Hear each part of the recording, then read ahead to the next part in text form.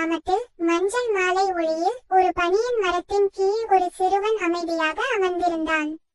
அவன் கைகளில் சிறிய உயிரில்லாத ஒரு பறவை. கண்ணீரால் அவன் கண்கள் நனைந்திருந்தன. மெதுவான காற்றில் மர இலைகள் சலசலத்தது. பின்னால் சிறிய குடிசைகளும் தென்னை மரங்களும் சூரிய ஒளியில் பொலிவுடன் தெரிந்தன. அப்போது அவன் தாய் மெதுவாக வந்து சிவந்த மண்ணில் மண்டியிட்டு அவனது தோளில் கையை வைத்து ஆறுதல் கூறினாள். அவள் பருத்தி சேலை காற்றில் ஆடியது. முகத்தில் கருணையும் அமைதியும் பிரதிபலித்தது. சிறுவன் கண்களை மூடி மனமார பிரார்த்தனை செய்தான். அவன் கைகளில் இருந்த பறவையின் மீது மெதுவாக பொன்னொளி மிளிரத் தொடங்கியது. மர இலைகளின் வழியாக சூரிய ஒளி பிரவேசித்து அந்த இடத்தை ஒரு புனித அமைதியால் நிறைத்தது.